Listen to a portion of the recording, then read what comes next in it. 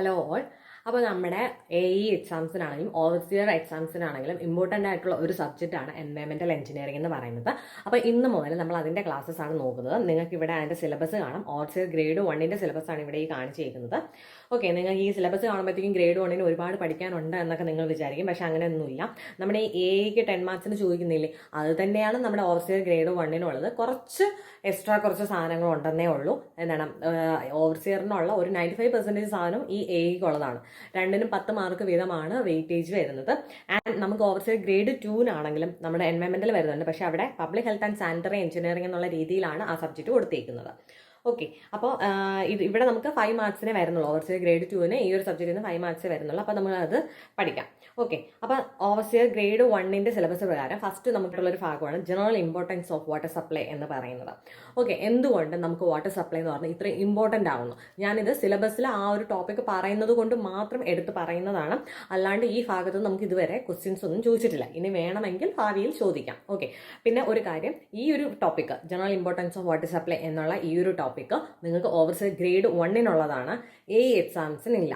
Okay, അപ്പോൾ നിങ്ങളത് differentiate ചെയ്ത് തന്നെ പഠിക്കുക. ഇതിപ്പോൾ ഗ്രേഡ് 1നുള്ള ഭാഗമാണ് ഞാനിപ്പോൾ ആദ്യം പറയുന്നത്. ഓക്കെ, അപ്പോൾ general importance of water supply നമ്മൾ പറയുമ്പോഴത്തേക്കും നമ്മുടെ ബോഡി തന്നെയാണ്, ഹ്യൂമൻ ബോഡി എടുക്കുമ്പോഴത്തേക്കും അതിൽ 2/3 ഓഫ് ഹ്യൂമൻ ബോഡിയും എന്തുകൊണ്ടാണ് ഉണ്ടാക്കിയിരിക്കുന്നത്? വാട്ടറാണ്. ഓക്കെ, നമ്മുടെ ഫുൾ ബോഡി നോക്കുമ്പോഴത്തേക്കും 2/3 വാട്ടർ കൊണ്ടാണ് ഉണ്ടാക്കിയിരിക്കുന്നത്. അതുപോലെ തന്നെ നമുക്ക് വാട്ടർ ഉണ്ടെന്നുണ്ടെങ്കിൽ, ഓക്കെ, വാട്ടർ സപ്ലൈ പ്രോപ്പറായിട്ടുള്ള ഒരു വാട്ടർ സപ്ലൈ സ്കീം നമുക്ക് ഉണ്ടെന്നുണ്ടെങ്കിൽ നമുക്ക് എൻവയോൺമെൻറ്റൽ പൊല്യൂഷനൊക്കെ നമുക്ക് റെഡ്യൂസ് ചെയ്യാനായിട്ട് പറ്റും. അതുപോലെ തന്നെ ഓവറോൾ ഹൈജീനും പബ്ലിക് ഹെൽത്തും ഒക്കെ നമുക്ക് അച്ചീവ് ചെയ്യാൻ പറ്റും. പിന്നെ നമുക്ക് എവിടെയെങ്കിലും ഒരു ഫയറിൻ്റെ പ്രശ്നം വരും, അതായത് തീപിടുത്തമൊക്കെ ഉണ്ടാവുകയാണെങ്കിൽ നമ്മൾ എന്തോ വെള്ളം ഒഴിച്ചല്ലേ അത് അണയ്ക്കുന്നത്. അതെ, അപ്പോൾ ആ സേഫ്റ്റി അഗെയിൻസ്റ്റ് ഫയർ എന്നുള്ള കാര്യവും നമ്മുടെ ഇമ്പോർട്ടൻസ് ഓഫ് വാട്ടർ സപ്ലൈ ആണ്. അതായത് നമ്മൾ ഫയർ ഉണ്ടാകുന്ന സമയത്ത് അവിടെ നമ്മൾ ഫയർ അണയ്ക്കുന്നതിനുള്ള വെള്ളം നമ്മൾ എവിടെ നിന്ന് കൊടുക്കണം? ഈ വാട്ടർ സപ്ലൈ ആണ് കൊടുക്കുന്നത്. വാട്ടർ സപ്ലൈ സിസ്റ്റത്തിൽ നിന്നാണ് നമ്മൾ കൊടുക്കുന്നത്. Okay, safety against fire. പിന്നെ industrialisation and modernisation of society. Okay, നമ്മൾ വെള്ളത്തിൽ, അതായത് ഏറ്റവും കൂടുതൽ വെള്ളം യൂസ് ചെയ്യുന്ന ഒരു ഇൻഡസ്ട്രിയാണ് paper and pulp industry, textile industry, ഇതൊക്കെ. അപ്പോൾ വെള്ളം കൂടുതൽ നമുക്ക് ഉണ്ടെന്നുണ്ടെങ്കിൽ, നല്ലൊരു വാട്ടർ സപ്ലൈ സിസ്റ്റം നമ്മുടെ രാജ്യത്ത് ഉണ്ടെന്നുണ്ടെങ്കിൽ നമുക്ക് എന്ത് ചെയ്യാം? കൂടുതൽ ഇൻഡസ്ട്രിയലൈസേഷൻ വരും. ഇൻഡസ്ട്രിയലൈസേഷൻ വരുന്ന സമയത്ത് നമുക്ക് കൂടുതൽ മോഡേൺ സൊസൈറ്റിയോ ഭയങ്കര മോഡേൺ ഇറയിലേക്ക് നമുക്കിത് കൊണ്ടുവരാനായിട്ട് സാധിക്കും. ഇനി റെഡ്യൂസിങ് അൺഎംപ്ലോയ്മെന്റ്. ഓക്കെ, ഇങ്ങനെ ഇൻഡസ്ട്രിയലൈസേഷൻ ഒക്കെ ഉണ്ടാകുമ്പോൾ നമുക്ക് എന്ത് ചെയ്യാം? അവിടുത്തെ അൺഎംപ്ലോയ്മെന്റ് ഒക്കെ നമുക്ക് സ്വാഭാവികമായിട്ടും കുറയ്ക്കാം. പിന്നെ promote wealth and welfare of empire humanity. Okay, ഈ ഒരു ടോപ്പിക് ഞാൻ പറഞ്ഞോട്ടെ. ഓവർസിയർ ഗ്രേഡ് 1ൻ്റെ ഭാഗമാണ്. ഇതിൽ നിന്നും ഇതുവരെ തന്നെ ക്വസ്റ്റ്യൻ ചോദിച്ചിട്ടില്ല. ജസ്റ്റ് വായിച്ചു വയ്ക്കാം, നിങ്ങൾക്ക് ഇത് സിലബസിൽ പറയുന്നത് കൊണ്ട് ഞാൻ എടുത്തിട്ടേ ഉള്ളൂ.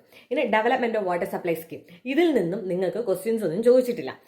ഇതാണ് development of water supply scheme. ഈ ഒരു ടേബിളാണ് നിങ്ങൾക്ക് പഠിക്കാനുള്ളത്. അതുപോലെ തന്നെ ഇതിൽ നിന്നും ഇതുവരെ ക്വസ്റ്റ്യൻസ് ഒന്നും ചോദിച്ചിട്ടില്ല. അതുകൊണ്ട് നിങ്ങൾക്ക് സ്കിപ്പ് ചെയ്യാൻ പറ്റുന്ന ഭാഗമാണ് ഞാൻ ഈ തുടക്കത്തിൽ ഇൻട്രൊഡക്ഷൻ ആയിട്ട് പറയുന്ന ഭാഗം. ഓക്കെ, ഇതും ഓവർസിയർ ഗ്രേഡ് 1ൻ്റെ ടോപ്പിക്കാണ്. അതായത് ഫസ്റ്റ് പ്ലാൻ, നിങ്ങൾ വേണമെങ്കിൽ ഫസ്റ്റ് പ്ലാൻ തുടങ്ങിയ വർഷം വേണമെങ്കിൽ നോക്കി വെച്ചോളൂ. 1951 മുതൽ 56 ആണ് നമ്മുടെ first plan. Development of water supply സ്കീമിൽ ഫസ്റ്റ് പ്ലാൻ എന്നാണ് 1951 മുതൽ 56 വരെയാണ്. പിന്നെ ടോട്ടൽ എത്ര പ്ലാൻ ഉണ്ടായിരുന്നു ചോദിച്ചാൽ 8 പ്ലാൻ വരെയാണ് ഇതുവരെ ഉണ്ടായിട്ടുള്ളത്, 1992 മുതൽ 97 വരെ. ഓക്കെ, അത് ജസ്റ്റ് നോക്കി വെച്ചിരുന്നാൽ മതി. പിന്നെ ഈ ഒരു സ്റ്റേറ്റ്മെന്റ് നോക്കി വെച്ചോളൂ. Indian government spend about 1 to 3% of their total plain outlays on water supply and sanitary sector.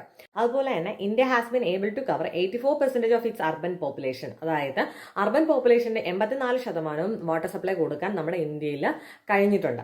അതേപോലെ 30% ഓഫ് ടോട്ടൽ പോപ്പുലേഷൻ നമ്മൾ നോക്കുകയാണെങ്കിൽ 30%, അർബൻ പോപ്പുലേഷൻ നോക്കുകയാണെങ്കിൽ 84% നമുക്ക് എന്ത് ചെയ്യാൻ വാട്ടർസ് കൊടുക്കാനായിട്ട് പറ്റുന്നത്. അപ്പോൾ ഞാൻ പറഞ്ഞു, ഇത് വളരെ ഇമ്പോർട്ടൻ്റ് ആയിട്ടുള്ള ടോപ്പിക് ഒന്നുമല്ല, ജസ്റ്റ് ഒരു ഇൻട്രൊഡക്ഷൻ മാത്രമാണ്. ഇത് നിങ്ങൾ ജസ്റ്റ് വായിച്ചു വയ്ക്കുക, എന്തെങ്കിലും ചോദിച്ചാൽ എഴുതാൻ കണക്കിന് മാത്രം. ഓക്കെ, ഇനി different systems of water supply. ഇതിൽ നിന്ന് വേണമെങ്കിൽ ചോദിക്കാം. ഓക്കെ, നമുക്ക് 2 ടൈപ്പ് സിസ്റ്റമാണ്.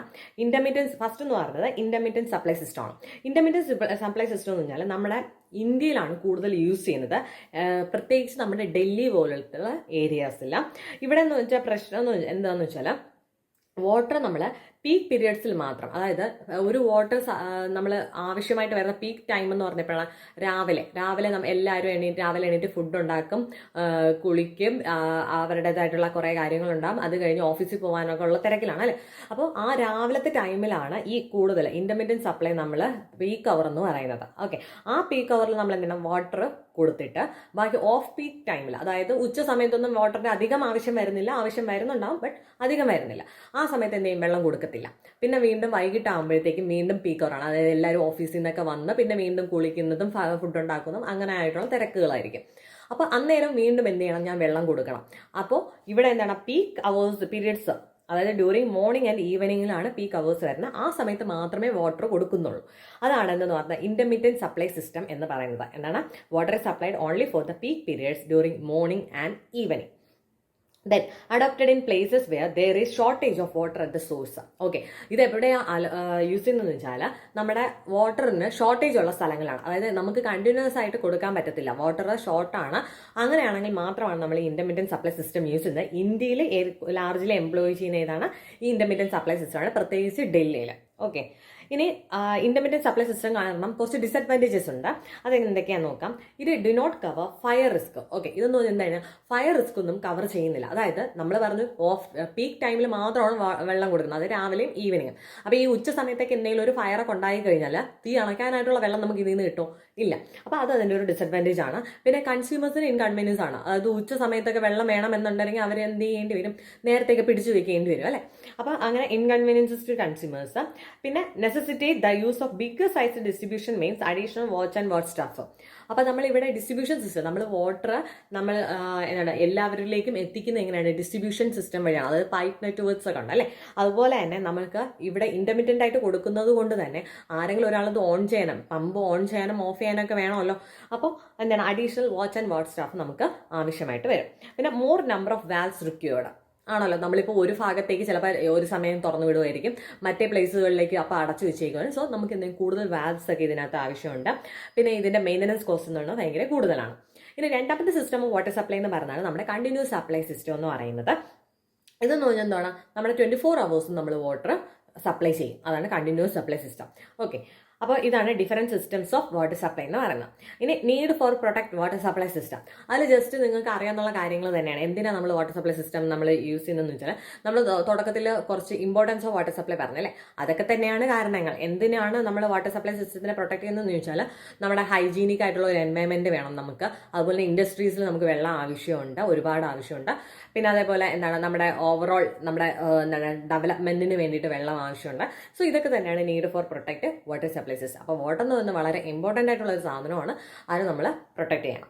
ഓക്കെ, അപ്പോൾ ഇത്രയാണ് നമ്മൾ ഈ ഒരു വീഡിയോയിൽ ഉദ്ദേശിക്കുന്നത്. സോ നമ്മുടെ വാട്ടർ സപ്ലൈ എഞ്ചിനീയറിംഗിൽ ഇത്രയും സാധനം, general importance of water supply, development of water supply, different systems of water supply and need to protect water supply system, ഇത്രയാണ് നമ്മളിത് പഠിച്ചത്. ഒരു കാര്യം ഓർക്കുക, ഇതെന്ന് പറഞ്ഞാൽ ഓവർസ് ഗ്രേഡ് 1 സിലബസ് ആണ്. ഇതിൽ നിന്നും ഒരു ക്വസ്റ്റ്യനും ഇതുവരെ ചോദിച്ചിട്ടില്ല.